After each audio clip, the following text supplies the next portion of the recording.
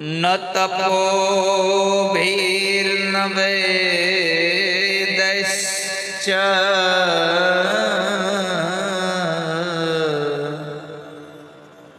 ન જ્ઞાનેનાપિ કર્મણા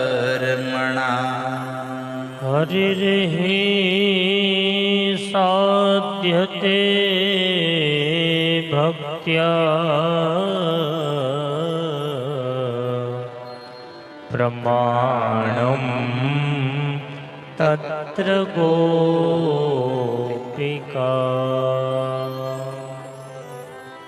હરિર્હિ સાધ્યતે ભક્ત્યા પ્રમાણમ તત્ર ગોપિકા. આ સંસારમાં ભક્તિથી ભગવાન એને વશ થઈ જાય એના માટે કોઈ જો શ્રેષ્ઠ ઉદાહરણ હોય તો એ ગોપીઓ છે. ભાગવતના 10મા સ્કંદની કે ગોપીઓએ ભગવાનને પોતાના વશ કરી લીધા છે. એટલે શ્લોકમાં કહ્યું ન તપો ભૈર્ન વેદશ્ચ. ન તો ભગવાન તપથી પ્રસન્ન થાય છે, ન પરમાત્મા જ્ઞાનથી પ્રસન્ન થાય છે, ન ભગવાન કર્મથી પ્રસન્ન થાય છે, ન ભગવાન વેદ અધ્યયનથી પ્રસન્ન થાય છે. પરમાત્મા પ્રસન્ન થાય તો કેવલ માત્ર ભક્તિથી પ્રસન્ન થાય છે. ભગવાન ભક્તિથી રાજી થાય છે.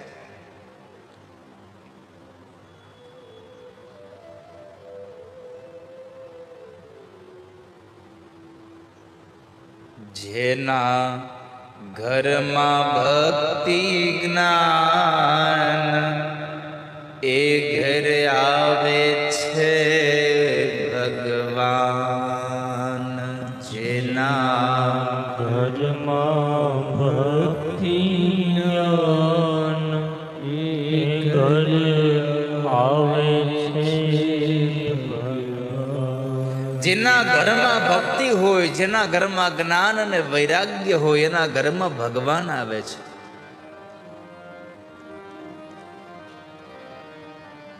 માટે ન તો ભક્તિનો તિરસ્કાર કરવો, ન ભક્તિને કરનારા ભક્તોનો તિરસ્કાર કરવો.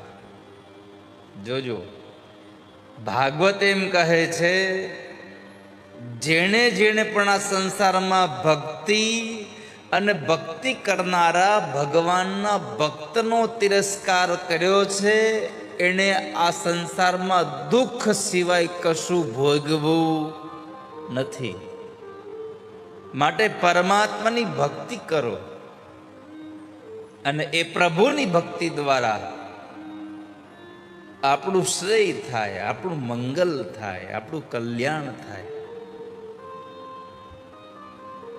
માટે તમને કહું છું, હે ભક્તિ, તમે ભગવાનનું શરણ ગ્રહણ કરો.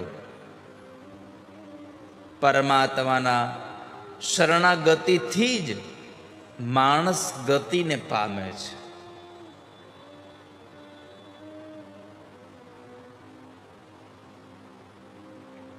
જેણે જેણે ભક્તિના માર્ગમાં ડગલું માંડ્યું છે,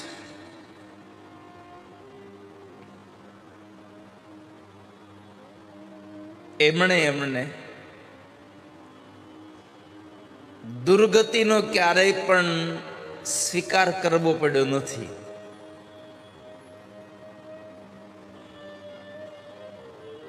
અર્જુને ગીતાજીમાં ભગવાન કૃષ્ણને પ્રશ્ન કર્યો, અપ્રતિષ્ઠો મહાબાહો વિમૂઢો બ્રહ્મણ પથી અપ્રાપ્ય યોગ સંસિદ્ધિમ કામ ગતિમ કૃષ્ણ ગચ્છતિ. ગીતાજીમાં ભગવાનને અર્જુને પૂછ્યું, પ્રભુ, જે માણસ બ્રહ્મના માર્ગમાં પ્રતિષ્ઠા નથી પામ્યો, જેણે યોગ અને સિદ્ધિ વગરનો માણસ મૃત્યુ પામી ગયો હોય, તો એવા માણસની ગતિ શું? એ માણસને શું થયું હોય? મોક્ષ મળ્યો હોય, દુર્ગતિ થઈ હોય, જેને સિદ્ધિને પ્રાપ્ત નથી કરી, હજી એને ભક્તિ માર્ગમાં ડગલું જ માંડ્યું હોય અને મૃત્યુ પામી ગયો હોય, તો આવા માણસની ગતિ શું?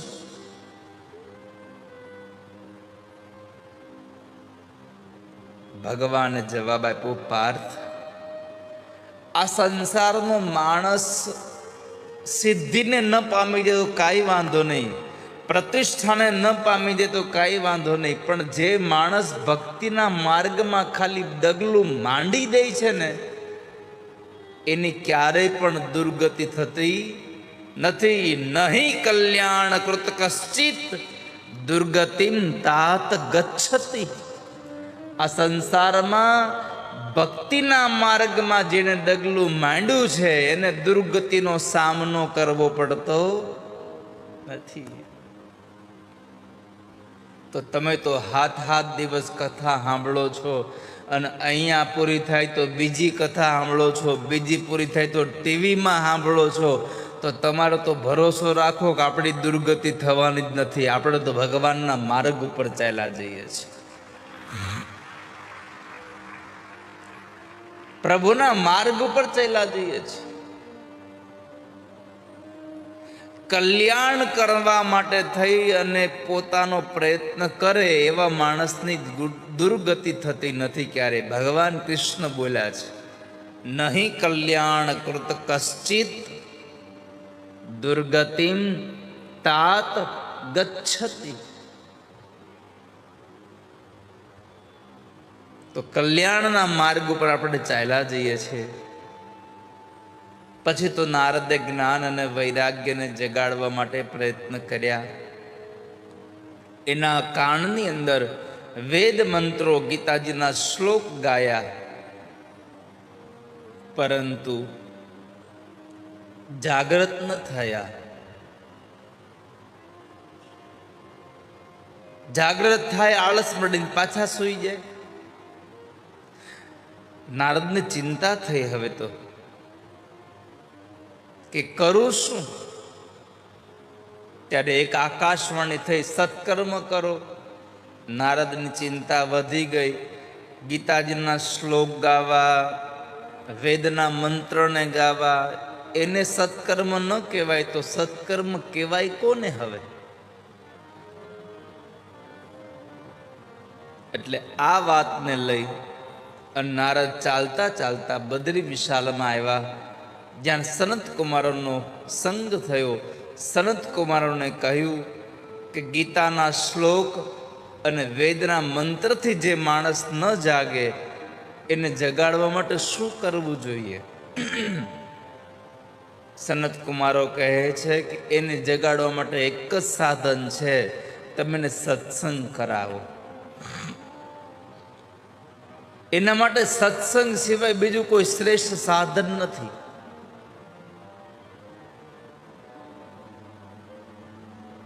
તો તમે જ અમને સત્સંગ કરાવો. આ દુનિયામાં સત્સંગ ક્યાં મળે?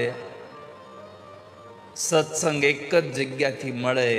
ભાગ્યોદયેન બહુજન્મ સમર્જિતેન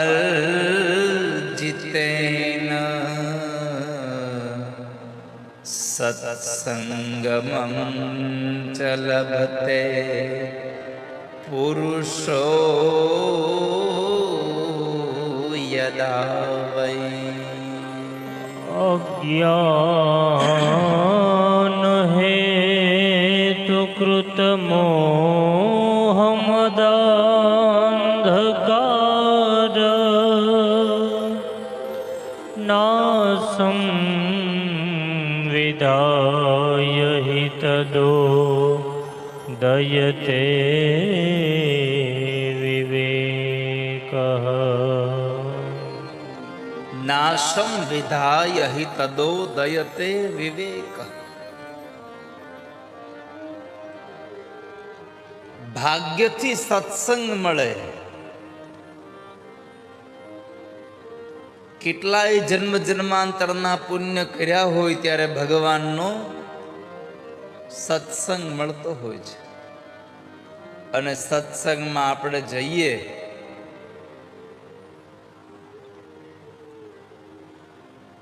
તો આપણું કલ્યાણ થઈ જાય. સત્સંગમાં જઈએ તો આપણો ભાવ સુધરી જાય. આ બધું સાચું.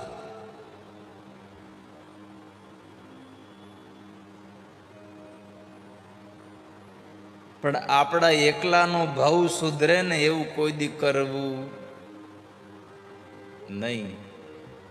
હો વાલા ભક્તો, આપણા એકલાનો ભાવ સુધરે એવું નહીં કરવાનું કોઈ દિવસ.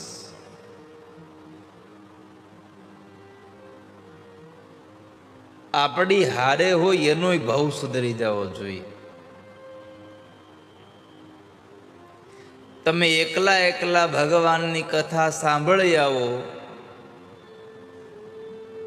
તો તમે સાચા વૈષ્ણવ નથી.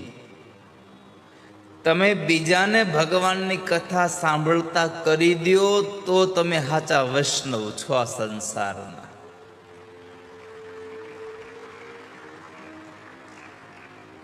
તો હવે શું આ કથા શું કહે છે આપણને? કે આપણે જ્યારે સત્સંગમાં આવીએ ત્યારે આડોશી પાડોશીને જગાડતા આવીએ કે હાલો કથામાં. બધાને જાણ કરીને આવીએ. અને મારે તો તમને આટલા બધા મોટી મેદનીમાં જ્યારે એટલા બધા બેઠા છો ત્યારે એટલું જ કહેવું છે તમને કે તમારે બધાને સાચા વૈષ્ણવ થવું હોય તો કેટલા લોકો મોબાઈલ વાપરો છો? હાથ ઊંચો કરો. જેટલા લોકો પાસે મોબાઈલ હોય હાથ ઊંચો કરો.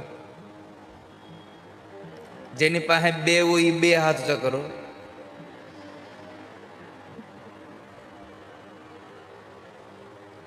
ઘણા પાસે તો 2 મોબાઈલ અને 4 સિમ કાર્ડ હોય પાછા.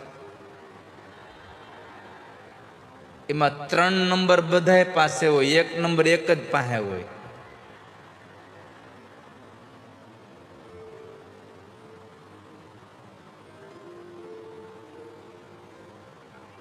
તો તમને બધાયને મારી એટલી પ્રાર્થના છે કે સાચા વૈષ્ણવ થવું હોય ને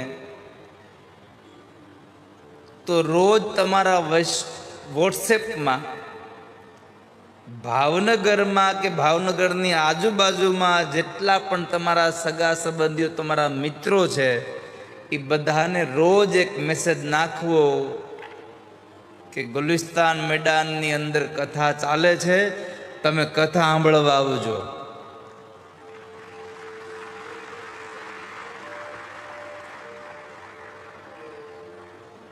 હવે તમે નાખેલા મેસેજથી કોઈને ખબર નહીં હોય અને એ મેસેજ જવાથી એને ખબર પડશે કે લે કથા હાલે છે, આ તો ખબર નહોતી આપણને, અને એ માણસ અહીં કથા સાંભળવા પોતે આવી જશે તો એ કથા સાંભળવા આવે ને એ પુણ્ય જે મળે ને એમાં ભાગીદાર તમે પણ થઈ જશો વાલા ભક્તો.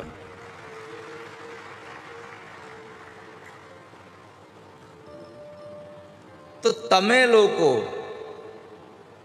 કથા સાંભળો અને વૈષ્ણવ બની જાઓ એ સાચા વૈષ્ણવ નહીં. તમે બીજાને કથા સાંભળતા કરી દો તો સાચા વૈષ્ણવ છો. તો આજથી તમારે રોજના માટે એક મેસેજ નાખવાનો, જ્યાં સુધી આપણી 9 તારીખે કથા પૂરી ન થાય ત્યાં સુધી. હો, પાછા 10 તારીખે નાખતા નહીં.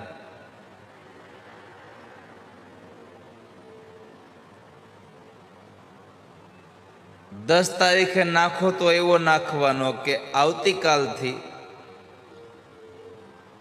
સુરેન્દ્રનગરની બાજુમાં કોઠારિયા ગામમાં વજા બાપાના એ શ્રી રામ રોટી અન્નક્ષેત્રમાં કથા ચાલુ થાય છે. કારણ કે 9 તારીખે અહીંયા પૂરી થશે, 11 તારીખે વળી પાછી સુરેન્દ્રનગરમાં કથા શરૂ થશે કોઠારિયામાં.